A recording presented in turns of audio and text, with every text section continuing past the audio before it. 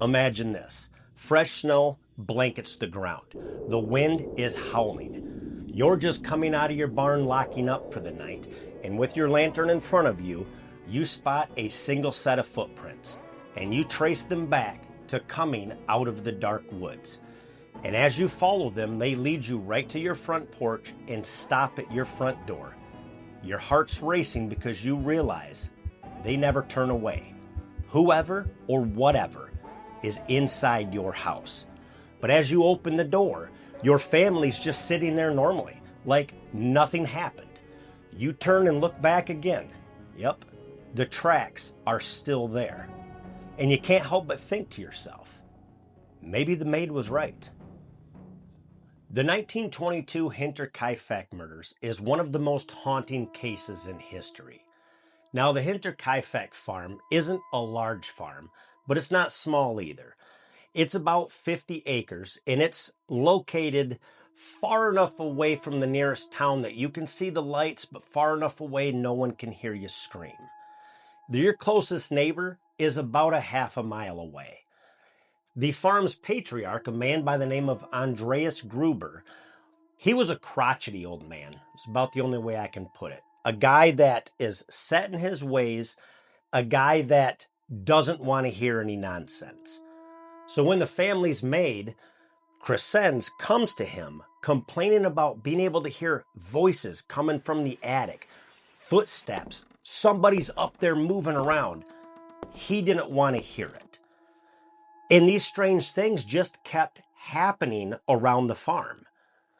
Crescens would be in the kitchen doing dishes, and she would get this feeling of someone watching her, and the hair on the back of her neck would stand up.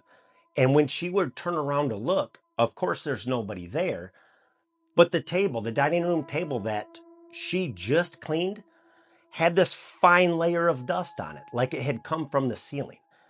So as she went over there and started wiping down the table again, she'd look up and watch this dust fall from the ceiling with an audible creak, like something just moved.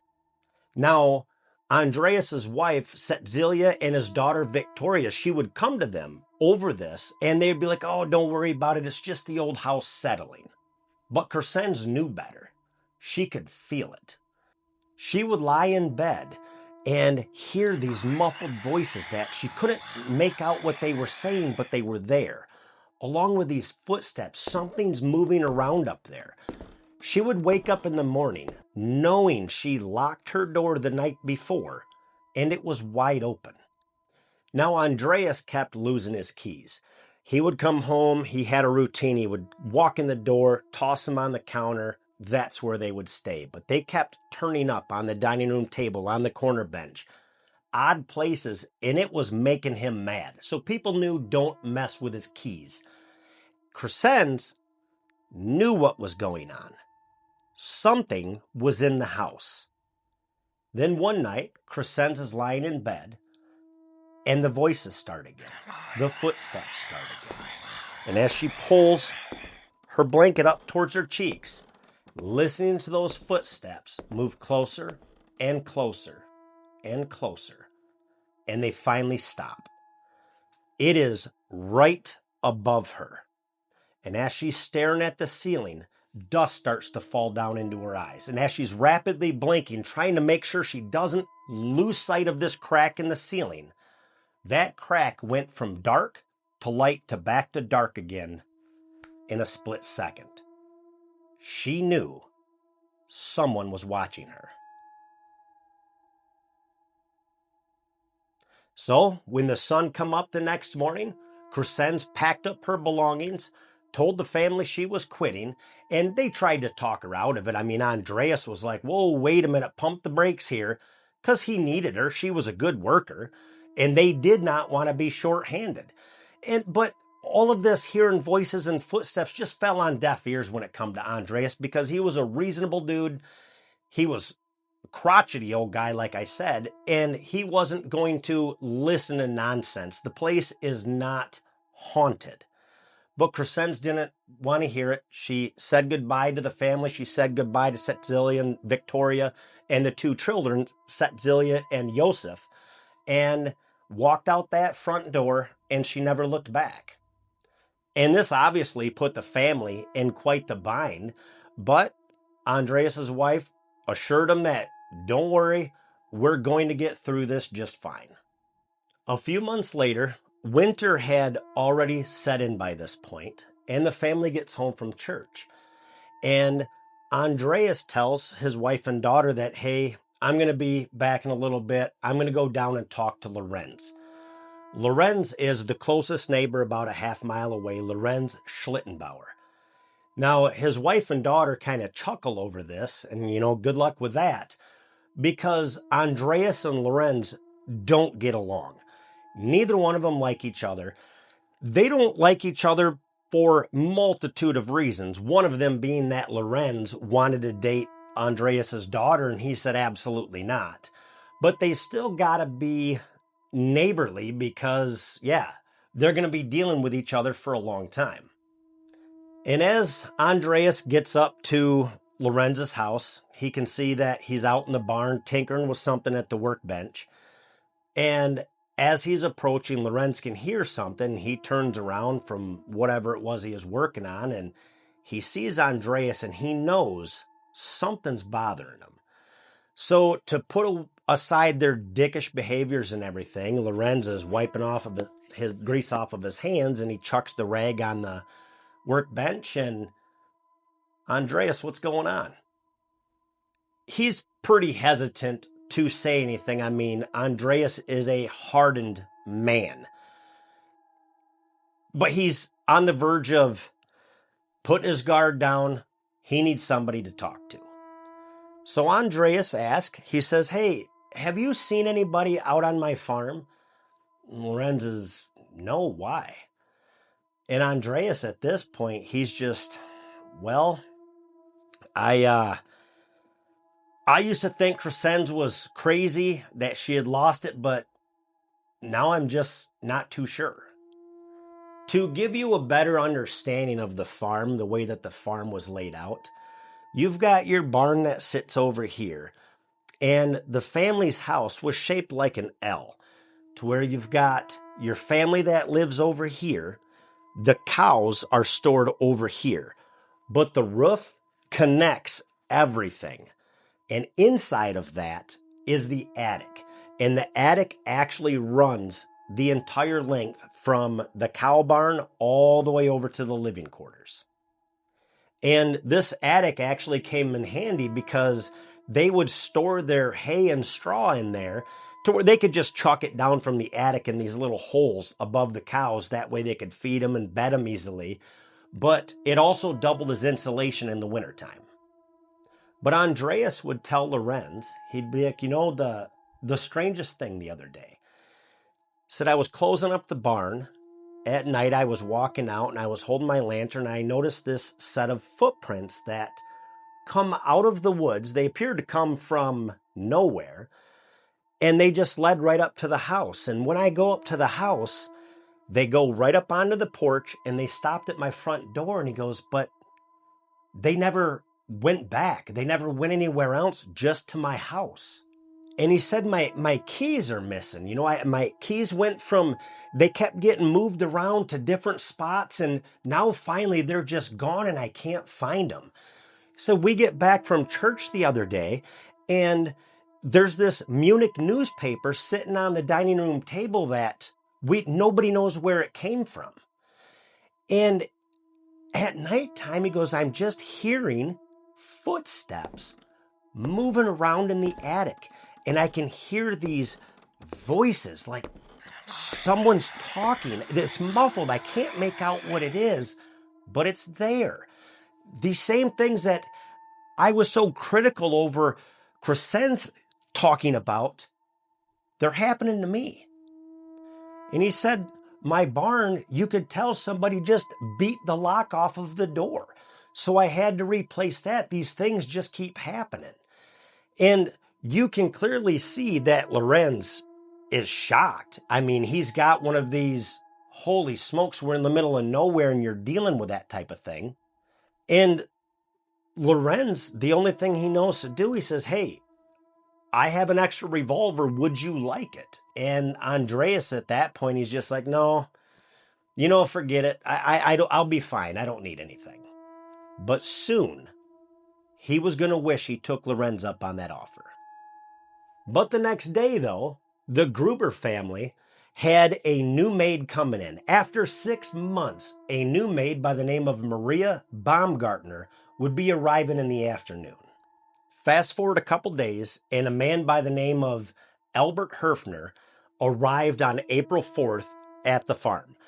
And he was there to replace this kerosene engine that was attached to a food cutter to cut up the food for the livestock. And he had already made arrangements with Andreas that he was going to be there on April 4th. So he gets to the farm and he walks up to the house and knocks on the door, and the dog goes nuts. The dog's barking inside, and he waits there for a couple minutes, knocks again. Nobody's coming. So he walks off the porch and he goes around and he starts peering into a couple of the windows. And he can't see anything. It's like, So he takes his tools and he's walking around the house. He goes by the barn and there's the food cutter sitting out in the open. So he sits down and he gets to work. And he worked on this thing for almost 5 hours. And he's buttoning it up. He grabs his tools, chucks them back in his bag. And as he's leaving, he's coming around the side of the house again to where he can see the barn. But the barn doors are wide open. And he could have sworn they were closed when he walked through. So he goes up to the front of the house, back to the porch. And as he's getting ready to go onto the porch, that dog is now outside on a rope. It's like, well, okay, so they're home. So he walks up and he starts rapping on the door again. Nobody answers. Knocks again, and he's getting a little agitated at this point. He's done all this work. He wants some money.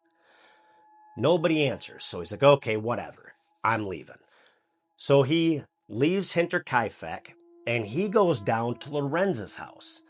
And when he gets there, he strikes up a conversation with Lorenz. He's like, hey, do you know what's going on over here? I fixed the engine on their food cutter. This is what happened. I can't find anybody. So could you let Andreas know that, hey, I fixed it, and let him know I'll be around? And Lorenz is like, yeah, sure, I'll let him know. Lorenz is curious now because, well, wait a minute. What do you mean there's nobody there? Now the dog's outside, blah, blah, blah. So he gathers up 2 people to go to the Hinterkaifeck farm. When they get there, Lorenz would discover the bodies of Andreas, Setzilia, the daughter Victoria, and the 7-year-old granddaughter, Setzilia, stacked like firewood in the corner of the barn. Now, the authorities would arrive and start their investigation, and outside of being stacked like they were, the authorities quickly saw that their heads were literally caved in. And when they would enter the house, Maria and 2-year-old Joseph, they were dead in a very similar fashion. Now, a couple things would tell the investigators that this happened on March 31st. Setzilia had school on Saturday. She never showed up. The family had church on Sunday. They never showed up. Setzilia missed school again on Monday. Albert showed up to repair that kerosene engine on Tuesday. In the house, they would find a plate of food still sitting on the dining room table, a pot still on the stove like somebody was cooking. There was still a fireplace going that had been stoked with firewood hours earlier.